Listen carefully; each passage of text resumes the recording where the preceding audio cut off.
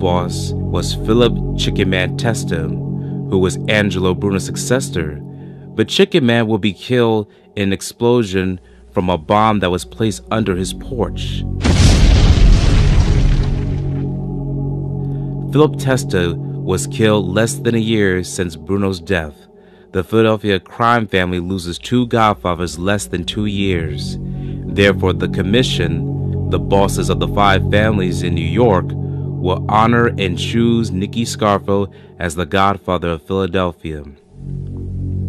Little Nicky Scarfo would reach the pinnacle of his career.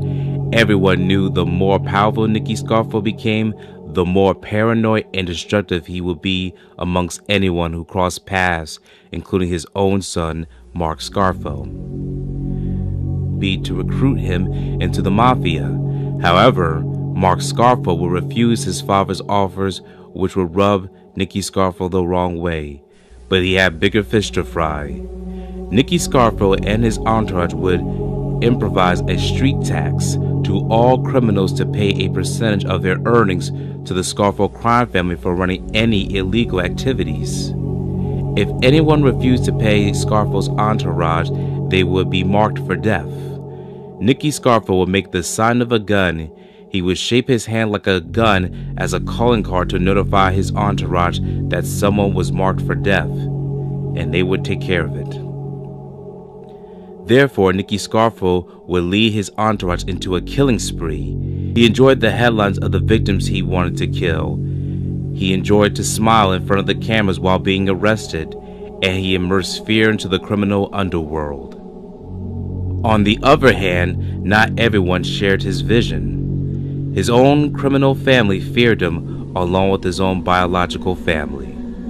Mark Scarfo would see his father get arrested numerous times. He would be teased again due to all the negative publicity.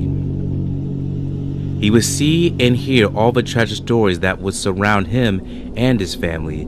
His father would publicly go to war with his arch nemesis, Harry the Hunchback Riccobene, because he refused to pay the street tax. Therefore, Scarfo made the sign of the gun for his men to mark Carol Riccobene for death.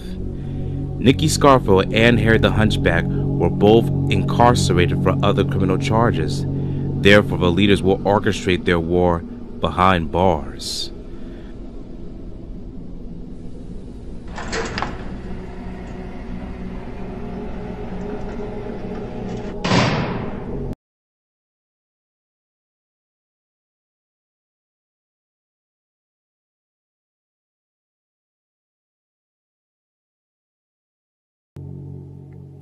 Scarfo would travel to Philadelphia and meet with the captains left over from the Bruno and Testa regimes to discuss the family's new hierarchy. Nicky Scarfo would name his close friend Salvatore Chucky Molino as his new underboss, and Testa loyalist Frank Monte to the post of consigliere. Me, Chucky, and Lawrence were the only ones who knew what Pete Casella had told the Chin. This is Vincent the Chin Gigante. About the plot to kill Phil Testa. My uncle was afraid if Salvi knew, who was Philip the Chicken Man Testa's son, if Salvi knew, or even Frank Monte, they would kill Chicky Narducci immediately. My uncle says, we're gonna kill him. We're just gonna not kill him yet. Scarfo decided to send his consigliere Frank Monte and the treacherous Raymond Long John Mortorao to see Harry's younger brother, Mario, Sonny Riccobene. Within the order from Scarfo that Sonny helped in setting up to his brother to be killed, the move backfired.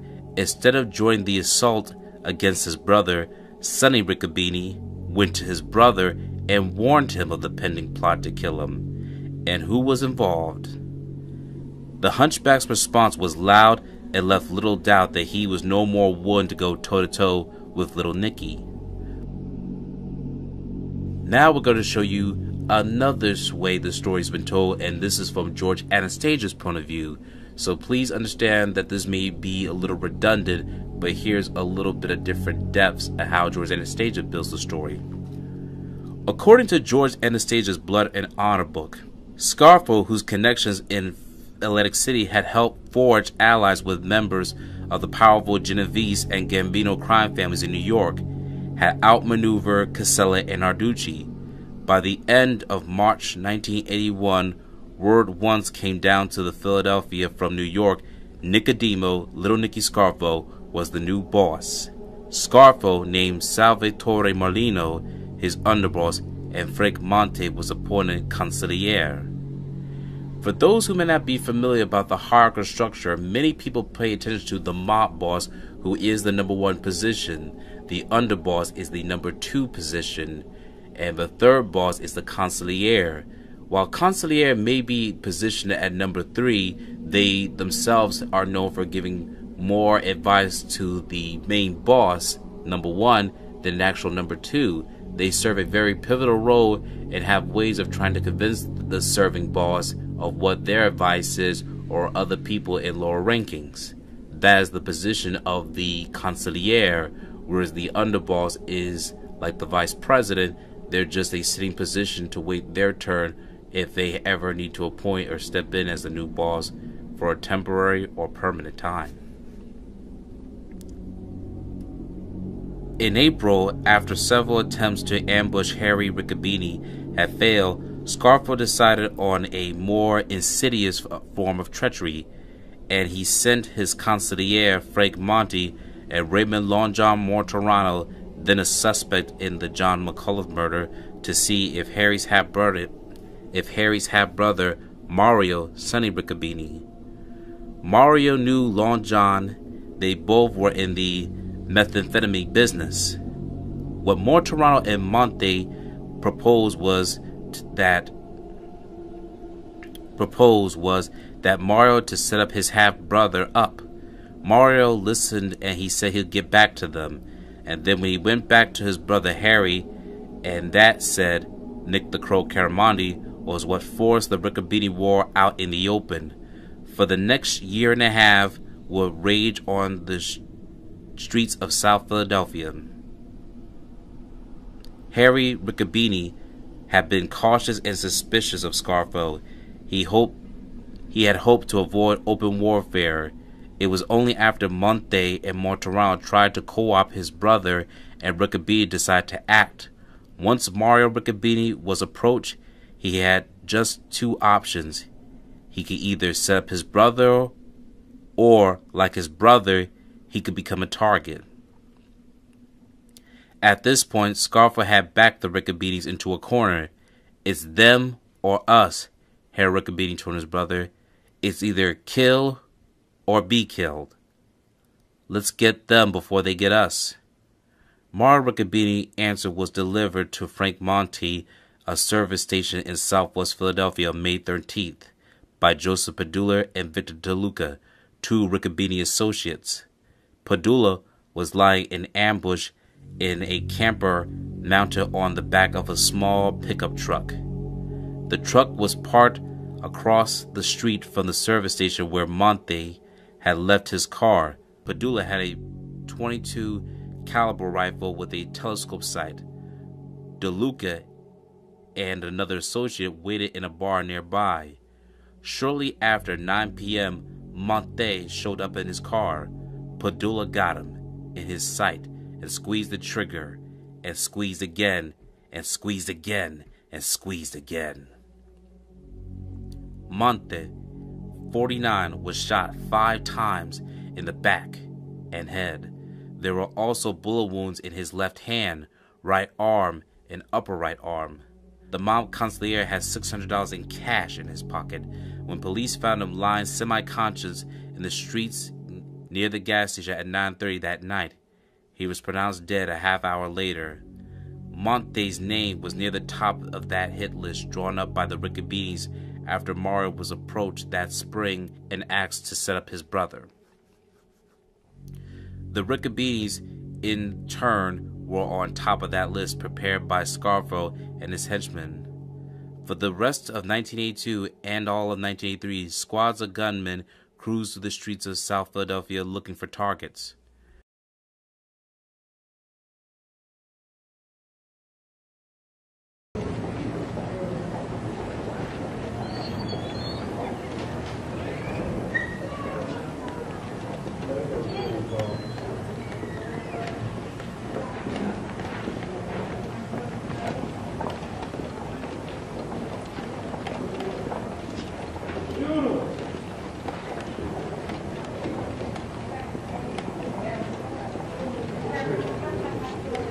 Yeah, sure.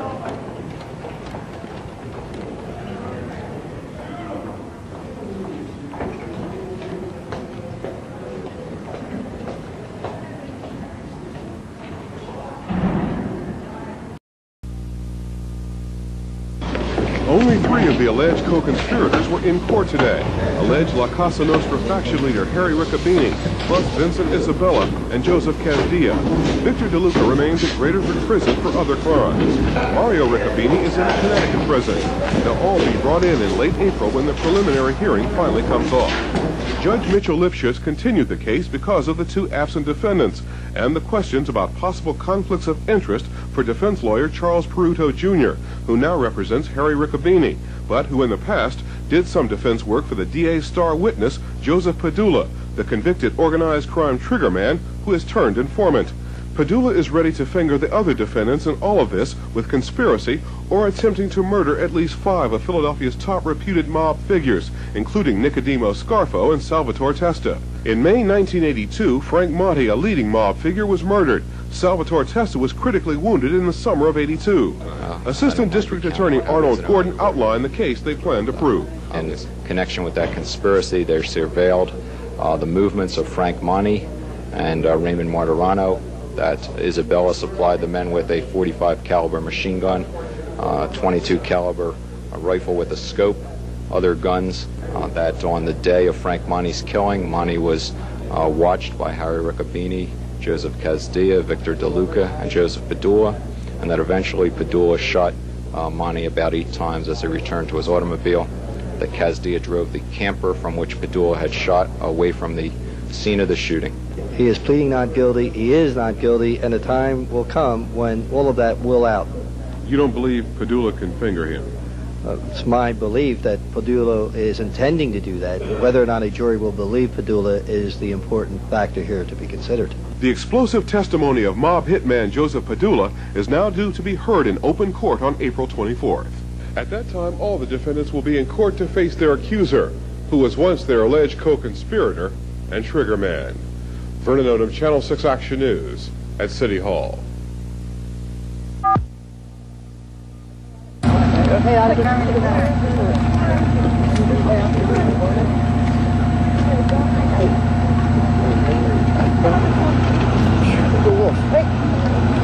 Everybody was holding everybody up the other night. Saturday. Yeah, 4.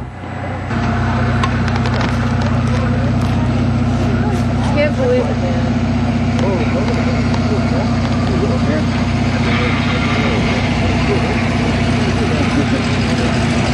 When we went to the back, we saw her trying to grab at the figure that was on the ground of her, I guess her son or whatever it was, and we could see, looking in the yard beside it, broken off shotgun.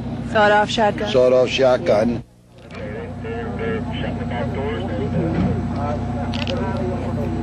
Driver hadn't gotten in yet.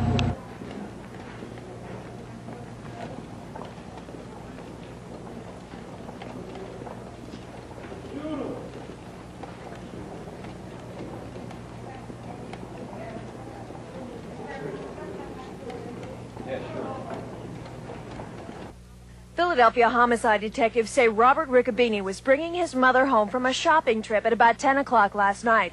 73-year-old Jean Riccobene is Harry the Hunchback Riccobene's stepmother and was living in Harry's southwest Philadelphia home while he serves time in a federal prison on a racketeering conviction.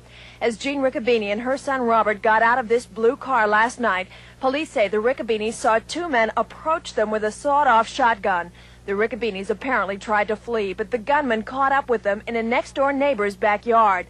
At that point, neighbors tell me they heard a shot ring out. Dolores Pisano tells me she came outside when she heard Jean Riccobene's screams. I said to her, "Can I help you in any way?" And she says, "No, my son, he's shot. And then I heard her say to the policeman then finally came, and she said to the police, "Please help me." She says, I tried to catch him. I stopped him from shooting him, but he wouldn't stop. He just shot him anyhow, dropped the gun and ran.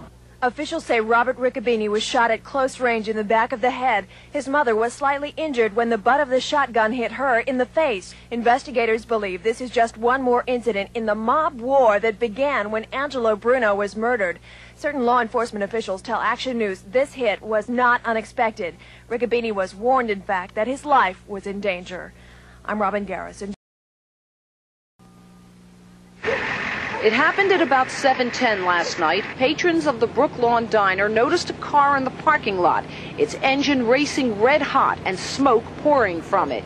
Nobody wanted to go really up close because the car was like smoking and making a lot of noise. And the underneath of it was red? It was red. It was red because the guy's foot was in the accelerator. So I don't know how long he was in there. Inside the station wagon was the body of a man, his head bent forward. He had been shot in the head.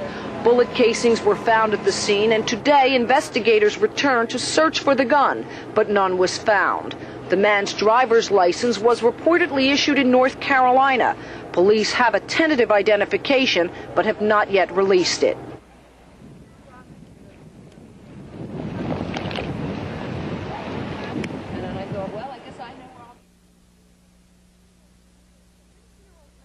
60-year-old Mario Sonny Riccobene, a one-time member of the Bruno Scarfo organized crime family, has been identified as the man murdered last night in the parking lot of the Brooklawn Diner. Riccobene had been shot several times in the head as he sat in this parked station wagon.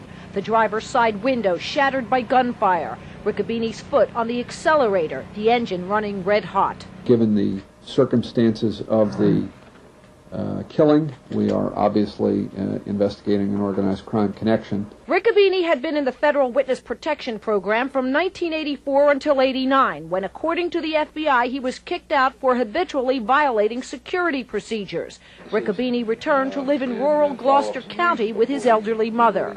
I have to tell you, my experience has been that some people in the witness protection program do very foolish things. Riccobene is the half-brother of Harry the Hunchback Riccobene, who is serving time for the 1982 murder of Frank Monty. In '84, Sonny Riccobene began cooperating with police against other mobsters, including his half-brother, and at that time entered witness protection. Last night's murder here in Brooklawn came 3 weeks after another murder in Audubon, New Jersey. In that case, a reputed West Coast gang enforcer, Rod Colombo, was shot in the head as he sat in a parked car. We're looking at the similarities, but we have no reason other than those circumstantial similarities to think that they're connected at this point. While Riccobene was no longer in the federal witness protection program, law enforcement officials kept tabs on him. They knew where he was. Obviously, Riccobene's enemies also knew where to find him. I'm Kathy Gandolfo, Channel 6 Action News, Camden, New Jersey.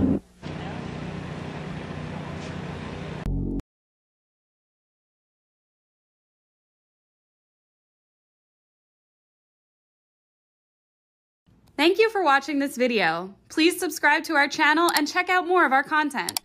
Feel free to give your feedback and suggestions on what we should do next in the comments. This is Infinite Lee Productions. We love ya!